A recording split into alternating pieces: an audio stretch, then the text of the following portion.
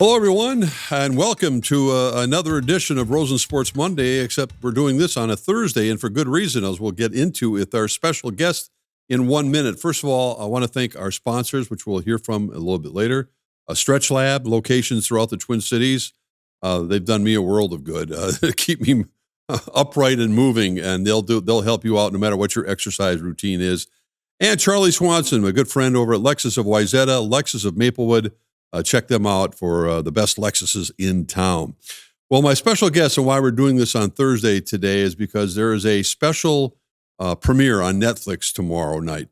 Miracle, The Boys of 80, premiering on Netflix Friday night.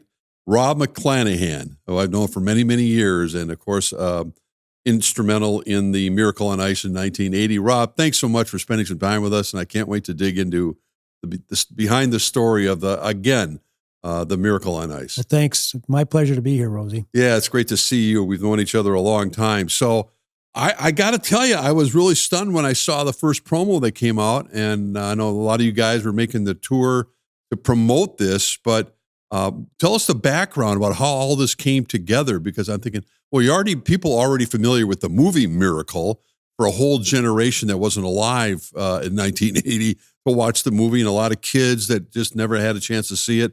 But this is a documentary. It's a documentary. Mark Ciardi, who is the producer of the movie Miracle with Kurt Russell, is also the producer of this documentary. He approached us with an interest to delve into it with a little more detail, and also to focus on not just the Jimmy Craig and the Mike Eruzione, but to delve into the players that a lot of people don't know as well.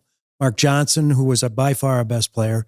Pavlich, it was instrumental in if you watch the replays of the goals scored, Pav was involved in almost every one of them.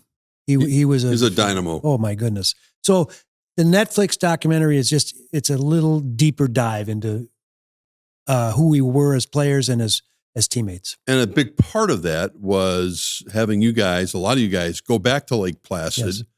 And tell us about that experience and when it was shot and kind of the whole nature of what the documentary is about. They had us sitting on the bench, asking us questions. They had us in the locker room, just talking about certain situations, certain games, certain parts of games, and trying to recall things that happened.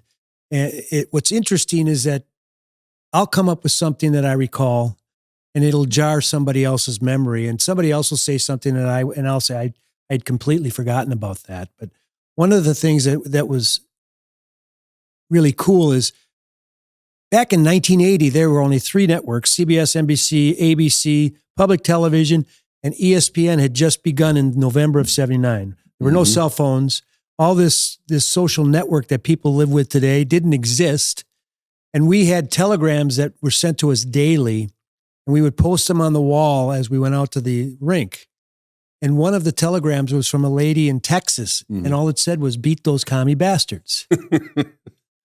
You know, I remember almost every detail of being in Lake Placid, and you are so right about you didn't realize it at the time without social media, without cell phones. We were so isolated up there. Yes. We had no idea what the perception of what was going on there was like outside of that little village in the Adirondacks in upstate New York. So when you guys got together, I know it's not the first time you've been, had those reunion type things, but this is a little different situation. I was there in 2005 when they renamed the rink out for Herbie. Yep. Was there with everybody, which was stirring to me. So the conversations will make up the crux of this. They'll be using, I assume, footage from 1980. They have the rights to do all that. What they have some footage that apparently hasn't been seen before. Really? That I believe the either the IOC or some group had controlled since 1980, and so they're going to show some of that while they were interviewing us. So they interviewed us individually as well earlier in the year. And they showed us different clips of each game or certain games, and they wanted us to comment on what we were looking at. And it was really unique. And then they tried to get into, there's some emotions that were brought out from their interviewing that, that we went through. Surprised you? Yeah. I mean, and they went through and they delved into the scene where Herbie and I got into it after the first period of Sweden. And I talked in depth about that and the fact that he and I had never had any conversations about that. And I was finally brave enough to, we were afraid of Herbie in 1980. I know. Everybody was. And as we grew older, that wall was starting to break down, and we were able to start joking with him, and he was becoming more of a friend than a coach. Anyway, I never was able to approach him comfortably, and by the time he died, it was too late. Oh, that sticks with you. Yeah, that's hard. It's hard to argue with the result. That's all I'll say. Yeah, absolutely. Do you find it? I know you have kids, stepkids, whatever it might be, and we all know my son is 40. I mean, we do the math. You have to be 50 plus years old to remember being there. Yeah. Is it amazing to you that this standalone moment, the team that would never be the same again, still has that ability to carry an audience the way that this will? And I'm sure a lot of people will be tuning in to watch this documentary. We find it amazing that 46 years later, we're still talking about this. And obviously the movie Miracle has helped extend the shelf life of what we've done, but the U.S. hasn't come, they haven't won another gold medal. Hopefully this year they find a way to get over the mountaintop and they've got the players to do it. But even if they were to win the gold this year, it's not the same. Yeah. Right? It's the setup is just different. And we play the Russians 100 times, we lose 99. But we won the right game.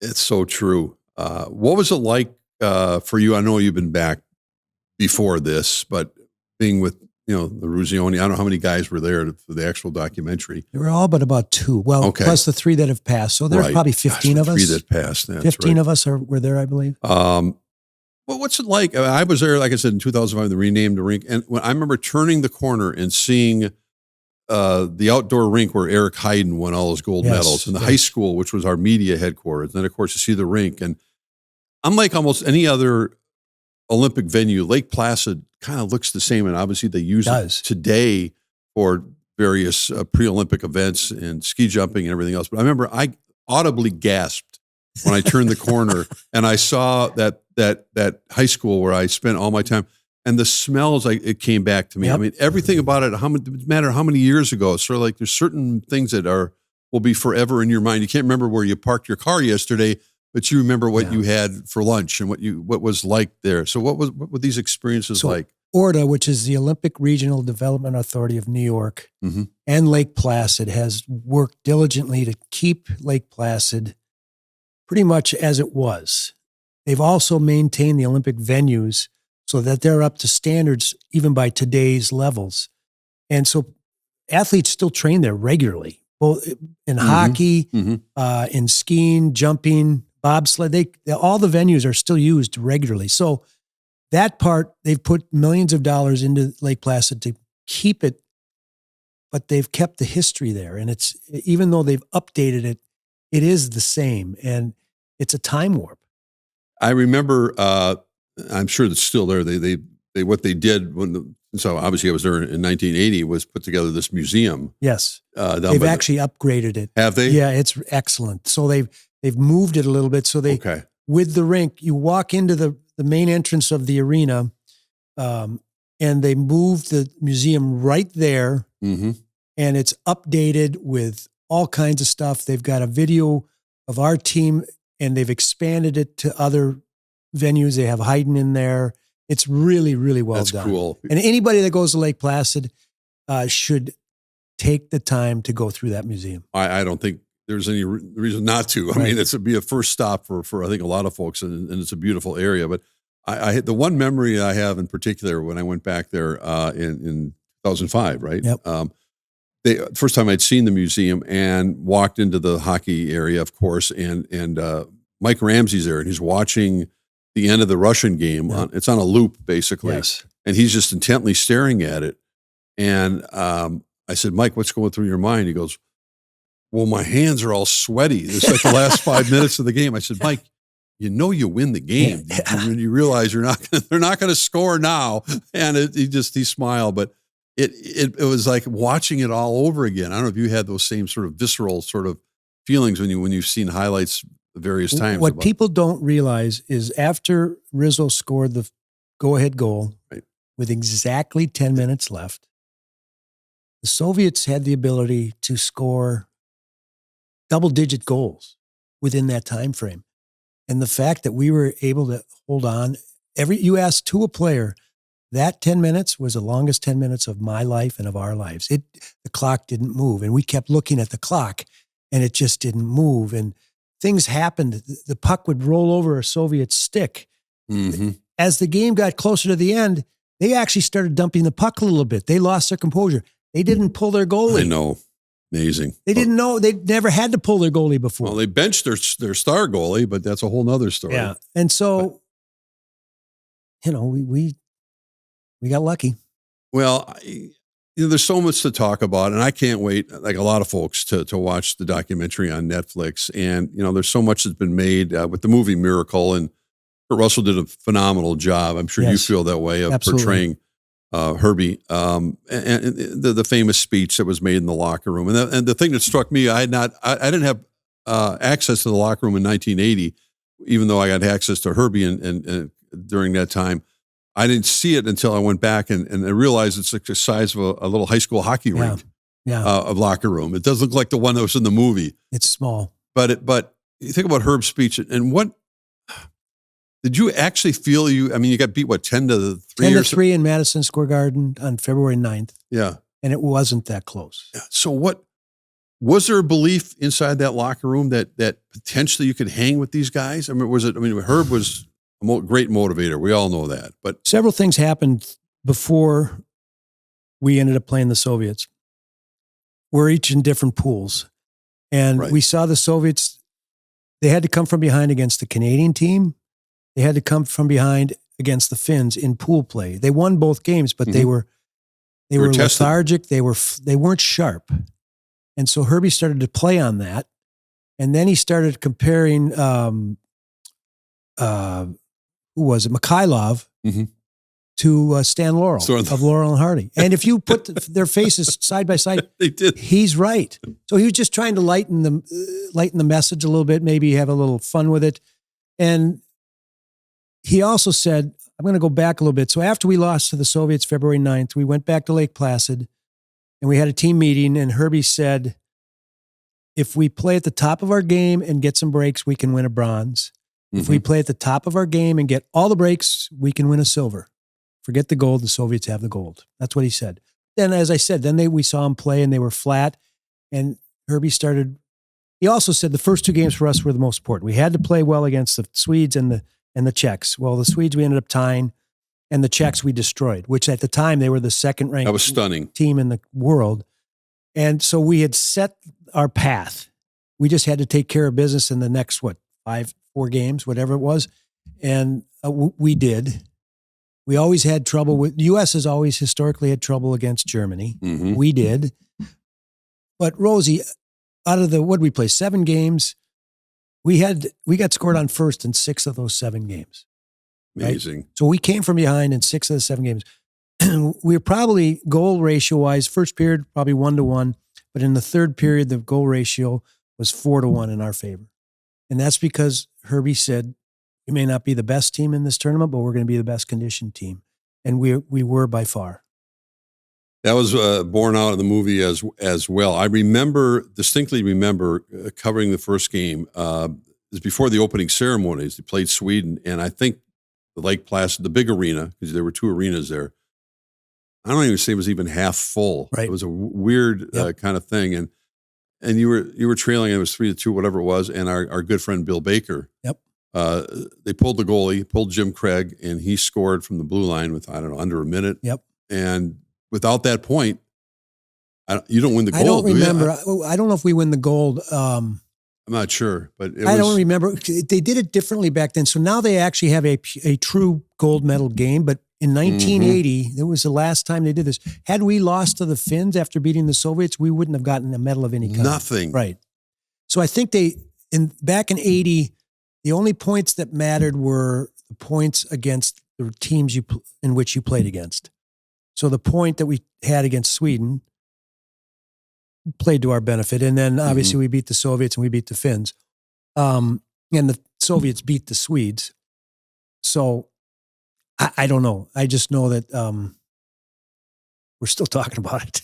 Well, it's extraordinary. What do family members think about it? And where is your gold medal? Well, yeah, I have my gold medal in a safe. Yeah. I bring it out once in a while, not very often. Kind of like, people have asked, have I watched? I've seen the movie. As a matter of fact, I was just out in Steamboat, Colorado, visiting my daughter, and they had Jack McClanahan and I went out there to help support their youth hockey program, and they played the movie. Well, I hadn't seen the movie in 20 plus years. One little tidbit about that, and they were very particular on their details. But if you watch the movie, Kurt Russell, as we talked about, his portrayal is awesome, but his hair is parted on the wrong side. You notice that. Only I noticed that. But his mannerism, anybody that played for Herbie and the way he moved around and some of the movements with his stick while he was coaching, Kurt Russell had that down to a T. It was stunning. Yeah, it gave me chills watching that. Well, if it gave you chills and you knew him as well as anyone. Herbie was left-handed. So we went out to promote the movie, and in between promos, I was having lunch, and Kurt Russell was sitting to my left, and he's eating his lunch with his right hand. And I did a double take. I said, "Your right hand?" He said, "Yeah." But watch the movie. Well, that last scene, one of the last scenes before he goes out and makes the famous speech, he's sitting in his office and he's writing up the line, whatever. And I just think of it right now. He is writing left-handed. That is a hell of a tidbit. Yeah.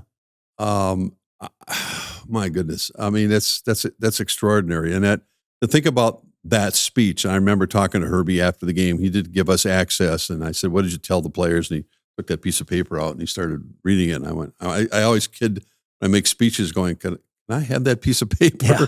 But he didn't read from the paper when he gave you the speech. Herbie was prepared for everything, and he always had a little card that he walked in with crib notes to work off of. He always had pregame speeches. He was always prepared.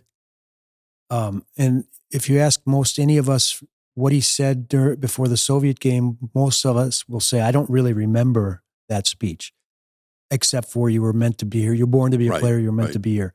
But he delved into it a little deeper than that before he went into those finishing lines. I do remember the speech before the Finnish game. It's a shorter one. He walked in without a card too. If you lose this game, you'll take it to your bleeping grave. Yeah, exactly. That was basically. And then he turned and left and turned back to the door and said, "You're effing grave." Right. And the practice between the Friday game against the Soviets and the Sunday game against the Finns was not the longest practice, but it was probably one of the hardest practices we had because he wanted to make sure that we were on task. Yeah. I remember taking the media bus over there on that Sunday morning, and that's as nervous as I've ever been covering an event. And it was something to behold because, of course, you fell behind in that game. Well, we gave up the first goal again. Oh, of course you did. And down 2-1 after 2. And guess who got the game-winning goal? I'm looking at him. Yeah, I tell Rizzo, I said, "Rizzo, I might have scored the winner to win the goal, but you scored the right one." Yeah, exactly. I always think of who was right next to Rizzo when was it Harrington? I don't know if Bob was out there. No, I don't know. But was it Pav that Pav threw the puck over there? That's right. So Buzzy had come off. Right. I think Ba and Pav were on the ice. Right. And of course, Pav was instrumental in a lot of big goals during that whole tournament. Man.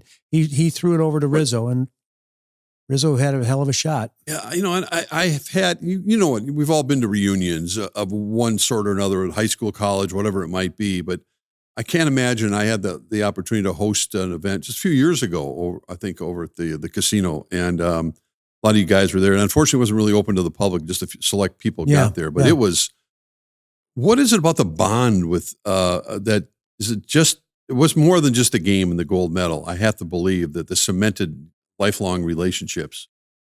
So, a couple things. First of all, when we get together, we don't talk about the Olympics. No. talk about. Unless people ask us, we'll talk about it. We played 63 games. So we started, and a lot of people aren't aware of it. The team was created at the beginning of August of 1979. We were together for that long, and we were together every day. Every day. And you had to learn to get along. You had to become, did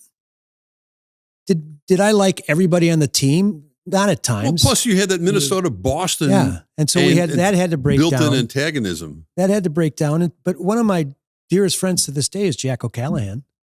And we just an example. I went to the World Tournament in 1979 in April. Well, who was my roommate in Moscow? Jack O'Callahan.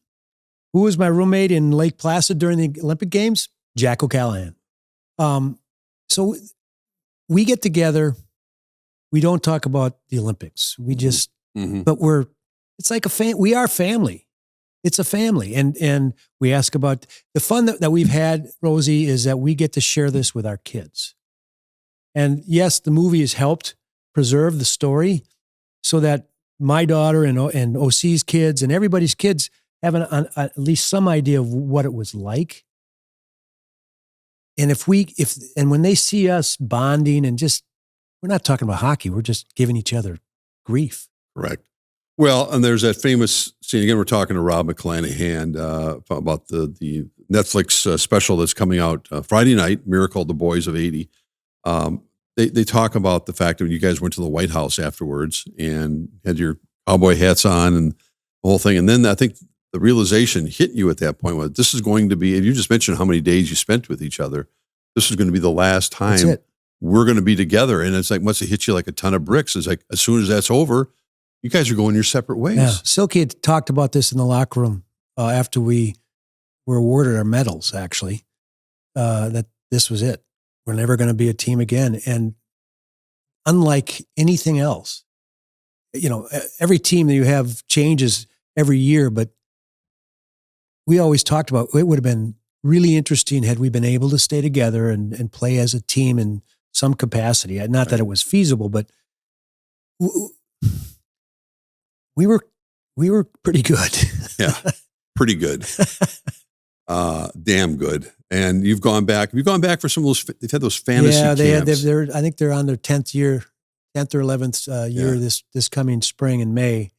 I've gone to all but one. I didn't go to the first one because I talked to like Kenny Morrow. I talked to Johnny Harrington and Davey Christian. And I said, how was it? And they said, it was great. I said, come on, BS. He said, no, it was great. The thing about the fantasy camp is you have to embrace it.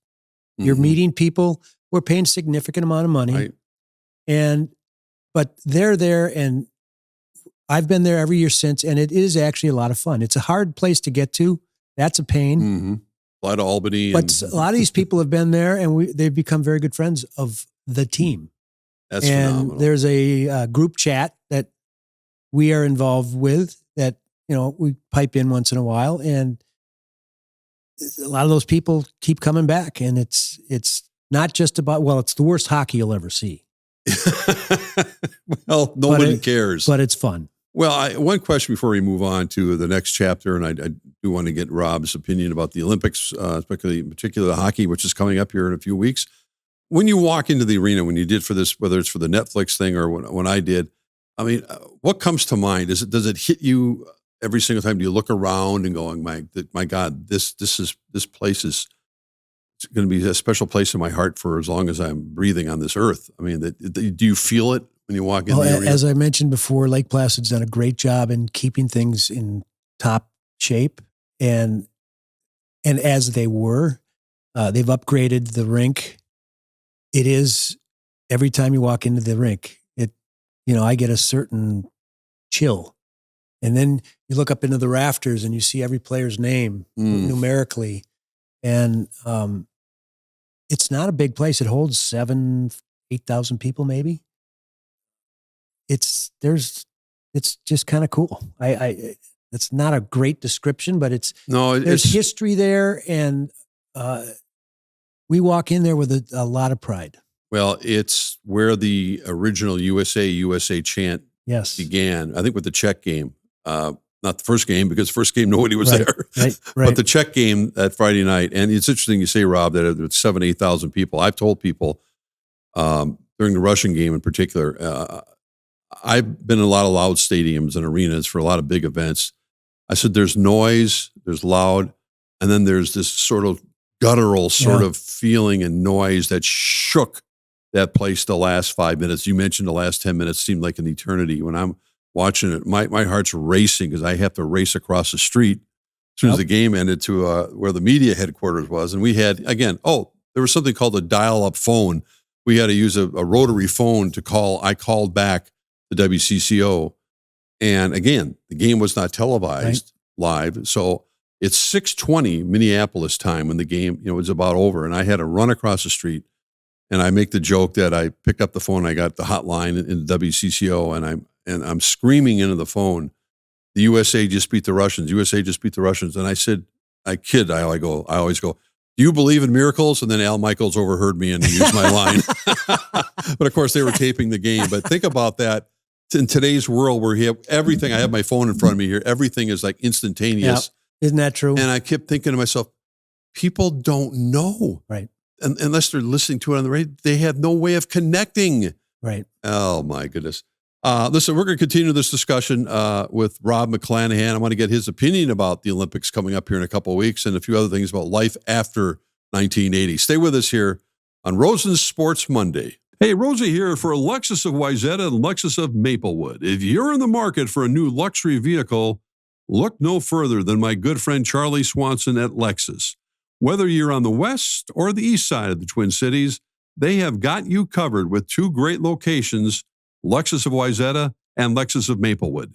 Check out the all-new Lexus TX, a spacious SUV with 3 rows of seating and plenty of room for all your gear. Head over to lexusofwayzata.com or lexusofmaplewood.com for details and to find your next ride today.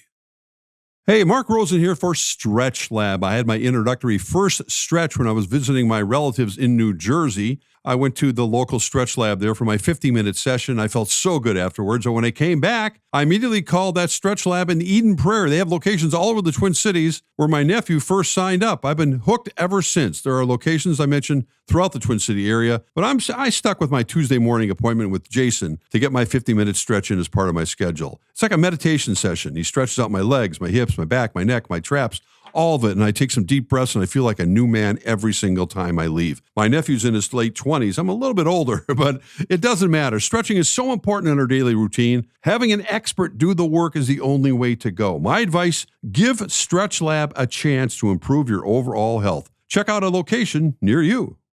Rob, thanks much. Rob McClanahan is our guest today. A lot of great stuff about leading into Miracle, The Boys of 80, premiering on Netflix Friday night. Can't wait to watch it, to sit down and relive all of it. If you've watched the movie Miracle, and that's the beautiful thing about Next Generation, we're talking about something, again, that happened 46 years ago. I mean, it seems like yesterday, and I don't know how else to describe it. I mean, the passage of time and big events stand out in your mind, good and bad, but this one was a beautiful one. But I mean, man, it's got to be stunning to think about it. 46 years. Hard to believe. We're just youngsters. My mind says it seemed like yesterday. My body says, man, that was a long time ago. Well, let's talk about, I mean, Herb, I remember, went on and talked about, there'll never be another dream team. And that's true. There'll never be another amateur-based hockey team. And that's life right now. And the NHL is participating in it, and people will be watching intently when the Olympics begin in Italy here in a couple of weeks. USA Hockey, what are your thoughts about kind of the way the whole thing is put together? And USA looking for its first gold medal, as you mentioned, since 1980, right? Well, I mean, people have asked for a long time what I feel about professionals participating in the Olympic Games. Not just asking me, but asking a lot of us. Yeah. And I used to say that I'd love to keep it as amateurs, but to me, I've changed my tune. Today now, the Olympic Games to me now should represent the best athletes in each respective sport. They happen to be professionals, okay, but bring the athletes together, have them compete. That's what the Olympic Games are about. And there's no politics involved. It's about the athletic event and those respective athletes. And I'll be watching not just the hockey, I'll be watching the skiing and the figure skating and speed All skating. of it's so much fun. It's spectacular. Olympic Games are fun to watch. What sense do you get when Bill Guerin's the GM for the USA hockey team, and he put the team together, and that even though these guys are making obviously lots of money, and their ultimate goal for their respective teams is to try to win a Stanley Cup, when they put that USA sweater on, what do you? Is it? How meaningful is it? I think it's significant. So Billy Guerin asked Mike Ruzioni and I and Mike Badano last year when they had the Four Nations Cup. Yeah. I had the honor going up there before the tournament started and talking to the team. They had a team dinner. And so Rizzo and I spoke and we talked about wearing the USA jersey. They get it. The movies helped and they understand that. And I think Jack Hughes has talked about that recently, but this is only once every 4 years at best. And they understand the significance and the opportunity that's in front of them. And this year's team is as deep as they've ever had. Billy's orchestrated a roster that is probably, it's like Herbie. It's not necessarily the best players. Hopefully it's the right combination of players. And the rink is smaller. You're not going to see the finesse that you may have seen in years past, but you're going to see some really fast, really good hockey. Think about yourself and your story. Mounds View High School, University of Minnesota. You look at a young guy like Brock Faber from the Minnesota Wild now, and you just had a little glint in your eye, imagining being in his skates, his putting on that jersey for the first time when he's over there, and what that must mean to that young man. He's played in the junior tournament too, so he has an idea of what it's like to wear a U.S. sweater. He's a golden boy, really. Yeah. I mean, he's really humble. I mean, maybe I'm wrong, but hockey players are different, man. They are. I think we're grounded differently. I don't know why. People have told me hockey players are more accessible. I don't know. You nailed it. No, I think you're right. But with Brock Faber he's just one of 20 or 23 that they're going to bring over there. Those guys are just crazy talented. And you're playing against potentially crazy talent. Well, crazy talent and teammates of your own that in 2 weeks after the Olympics, you're going to be trying to win a Stanley Cup together. That's right. Much different than the experience you have when you're playing, Finland, the Soviets, of course, who aren't participating. Which is too bad. It is too bad. I think we'd like to have seen Ovechkin, Kirill Kaprizov playing for the Russians. I mean, I don't know. I mean, politics is always going to be part of everything, but it's too bad that we're not going to see that. Think about this, Rosie. Just going back. So in 1980, there was fear that the Soviets weren't going to show up in Lake Placid because they invaded Carter Afghanistan. had said we're going to boycott the Moscow Olympics later that year. Right. So there was that fear that they weren't going to show up. They ended up coming anyway. But to use Olympic athletes as pawns, in my opinion, these people, forget the professional hockey players, but other sports, they're spending their lives training for one opportunity that comes every 4 years. And it's so rare that an Olympian participates in more than one Olympic Games. It's just rare.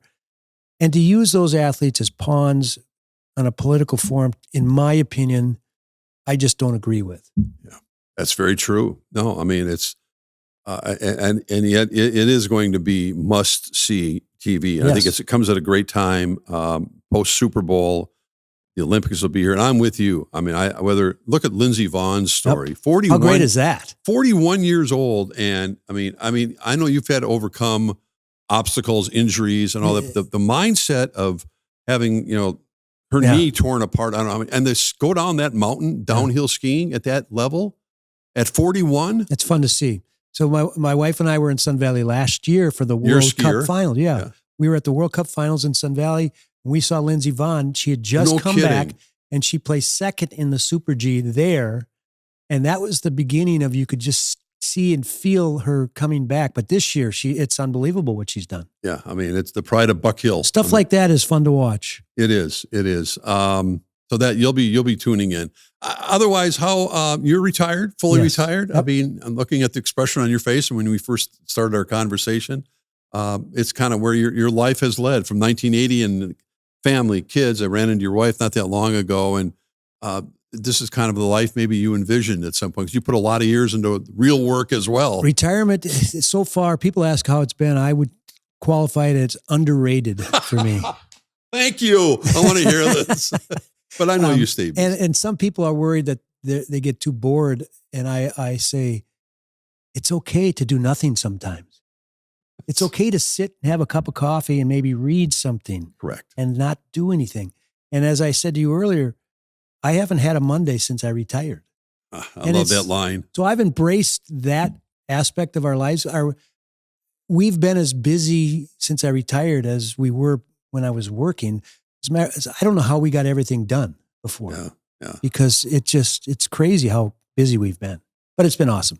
That's great. It is. It's great to see you, Rob. And I know I think back to the chapters of your life and following you and having the opportunity to cover this team and this special thing that I'll cherish the rest of my life. And I still have my ticket stub, my media ticket stub from the Russian game. And I pull it out once in a while, like you guys pull out your gold medal once in a while. And I go, God, I was really there. Yeah.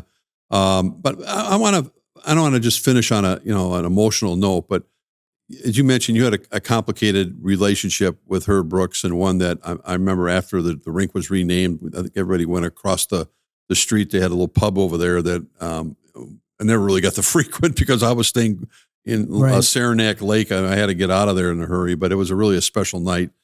And I may basically ask some of you guys, would Herb fit in right now with you guys? Would you have sat around and had a beer with you? And you said yes. So, yeah. Because, and I had mentioned to you earlier, that barrier that he had created was breaking down, and he was becoming more comfortable with us, and we were more comfortable with him. And it was primarily the guys that played for him in Minnesota. The guys from out east and Michigan, they had a relationship with him, but they didn't have. This isn't a criticism; it's just a matter of fact. They didn't have the mental barrier that we had from playing for him at the University of Minnesota, where he very much was distant from us. Mm-hmm. And as I said earlier, we were afraid of him. And it was a different era. We didn't argue with him. What he said, we just said, okay. And we may not have liked it or agreed with it, but we put our heads down and worked our way through it. We didn't bitch to him about it.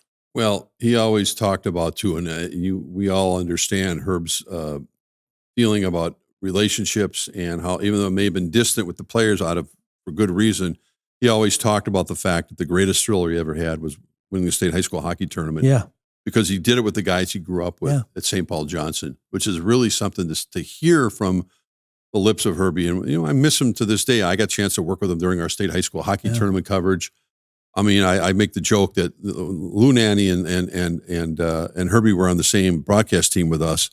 And during the breaks between the afternoon and evening session, Herbie would be drawing power play opportunities on his napkin that the team should be running, and Louis was calling Mancini's to make dinner reservations later in the night. By the way, Herbie was a terrible power play coach. Was he really? Oh my God, he was awful. That's interesting. Yeah, there's a flaw that we had. You had two different coaching philosophies. You had Badger Bob from Wisconsin, who believed you won and lost games on the power play and penalty kill, and then you had Herbie, who believed that if you broke even power play penalty kill and you won against 5-on-5. And the best power play I ever saw in my life at any level was my freshman year at Minnesota when Wisconsin won the NCAA that year. And they had Mark Johnson on one side. They had Mike Eves on the other side. They had Craig Norwich running the point.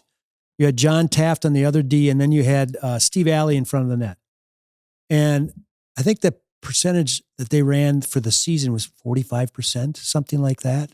It was ridiculous how good that power play was. Wow, that's fascinating. We finally found a little chink in the armor of Herb Brooks. Well, so I roomed with Mark Johnson during the season, and we would room and we'd talk. Herbie would go to Mark to ask him about power play because he just couldn't figure it out. And our power play was okay on the Olympic team, but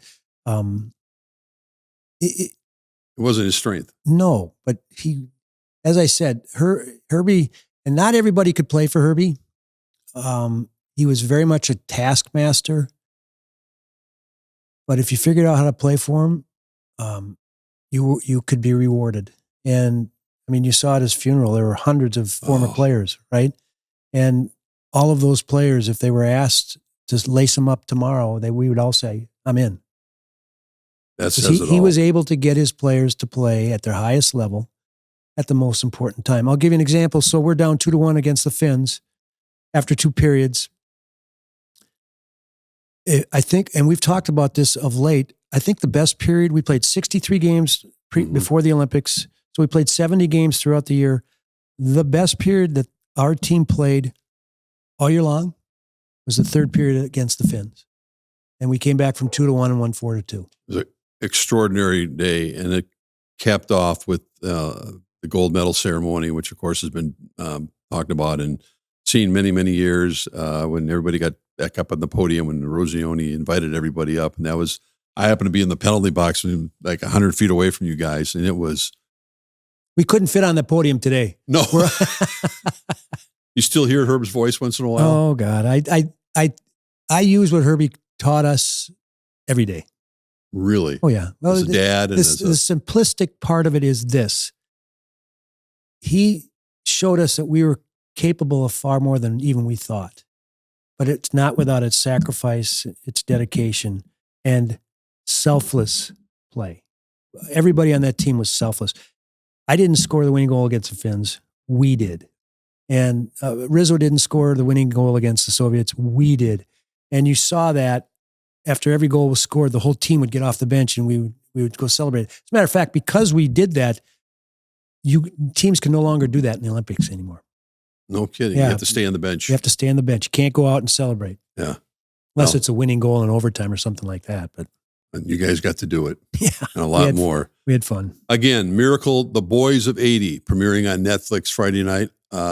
I can't wait to watch it. I'm sure a lot of people listening will be watching as well. And a whole nother generation will be able to relive what was arguably the greatest moment in American sports history, 1980 Winter Olympics. Rob, thanks so much for stopping by. Thanks for your friendship, and I'm glad you're enjoying retirement. You're inspiring to me. Well, I appreciate you asking me. It's obviously a great subject and one that we always enjoy talking about. It's like you talked about earlier. It's really hard to believe it's been 46 years and we're still talking about it. Rob McClanahan, gold medal winner. Thanks, Rob. Thank you.